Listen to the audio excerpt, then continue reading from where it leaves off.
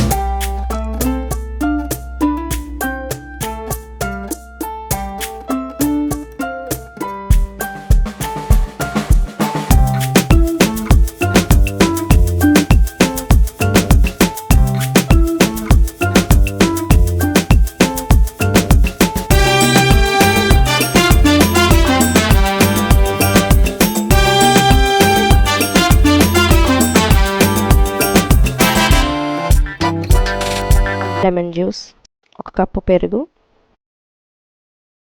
4 to 5 spoons వంట నూనె అండి. ఇవన్నీ వేసిన తర్వాత బాగా మిక్స్ చేసుకోవాలండి.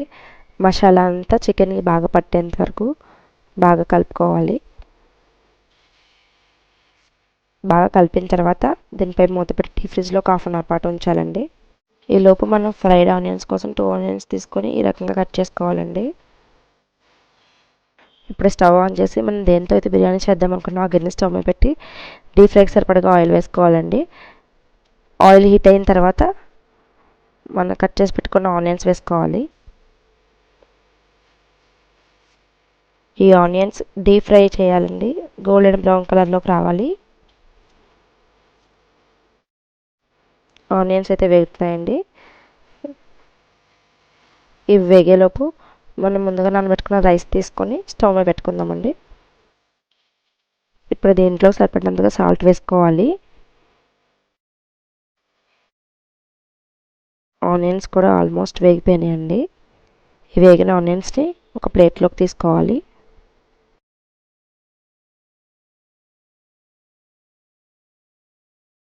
ఈ గిన్నెలో ఆల్రెడీ ఆయిల్ హీట్ అయి ఉంది కనుక దీంట్లో ఇప్పుడు మనం డైరెక్ట్గా బిర్యానీ మసాలా ఏదైతే తీసుకున్నామో అది వేసుకోవచ్చండి. షాజీరా, బిర్యానీ ఆకు, మరాఠీ మొగ్గ, చెక్క, లవంగాలు, 2 ఇలాచి. దీనిలోకి ఒక చిన్న కప్పు జీడిపప్పు కూడా వేసుకోవచ్చండి, అది మన ఇష్టం. మసాలా సరుకులు, జీడిపప్పు అన్నీ బాగా వేగినాయి కదండి. దీనిలోకి ఇప్పుడు మనం ముందుగా డీప్ ఫ్రిడ్జ్లో పెట్టుకుని చికెన్ తీసుకొని దీంట్లో వేసుకోవాలండి.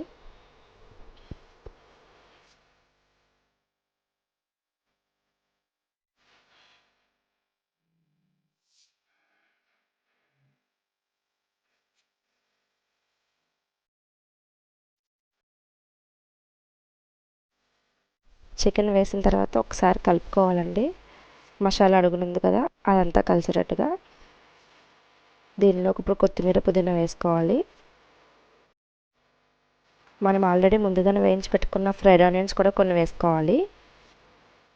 పక్క స్టవ్ పైన ఆల్రెడీ రైస్ పెట్టుకున్నాం కదండి, అదైతే 60 to 70% బాయిల్ అయితే చాలు. ఎందుకంటే మనం పెట్టేద్దాము కదా, పూర్తిగా బాయిల్ అవ్వకూడదు. ఆల్మోస్ట్ ఇది కూడా అయ్యిందండి, 60 to 70% అనేది బాయిల్ అయింది. సో ఇప్పుడు ఈ రైస్ని తీసుకొని మనం చికెన్ దాంట్లో వేసుకోవాలి. లేయర్ కింద వేసుకుంటే మనకు మంచిగా బాయిల్ అవుతుంది, ఒక్కసారి వేసేసుకునే కన్నా. ఇప్పుడు దీనిలో మధ్యలో ఒకసారి ఫ్రైడ్ ఆనియన్స్, కొత్తిమీర, పుదీనా వేసి దానిపైన మళ్ళీ రైస్ వేసుకుంటే మనకి మిడిల్లో కూడా ఆ ఫ్లేవర్ అనేది తెలుస్తుంది.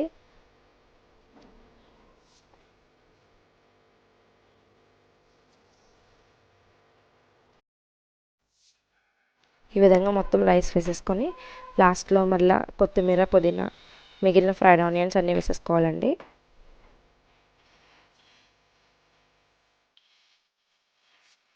లాస్ట్లో 4 సైడ్స్ చాక్తో కానీ స్పూన్తో కానీ ఇట్లా అనుకొని దీంట్లోకి ఇప్పుడు ఈ గ్యాప్లో మనం బాయిల్ చేసుకున్న వాటర్ ఉంటాయి కదండి, అలాంటి రైస్ బాయిల్ అయిన వాటర్ని యాడ్ చేసుకొని మూత పెట్టేసుకోవడం పర్ఫెక్ట్గా కుక్ అయిద్ది అనమాట. ఆ కొంచెం వాటర్ వేయడం వల్ల స్ట్రీమ్ అయిన వాటర్ కదా, దీనిపైన ఏదైనా వెయిట్ కోసం రాయి పెట్టుకోవాలండి, అది స్టీమ్ బయట పోకుండా.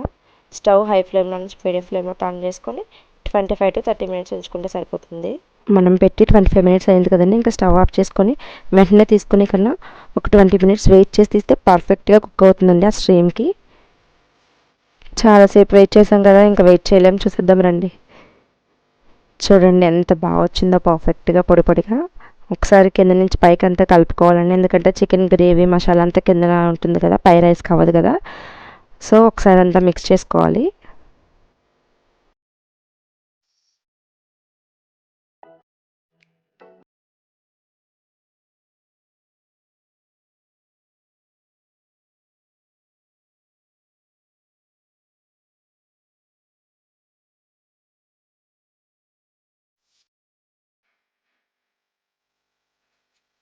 బిర్యానీ మొత్తం బాగా కలిసింది కదండి, అంటే గ్రేవీ పీసెస్ అన్నీ.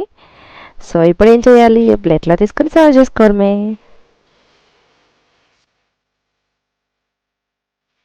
చూడండి చూస్తుంటే నోరు ఊరుతుంది కదా. దీనికి కాంబినేషన్గా చికెన్ గ్రేవీ కర్రీ వేసుకొని తింటే సూపర్ ఉంటుందండి.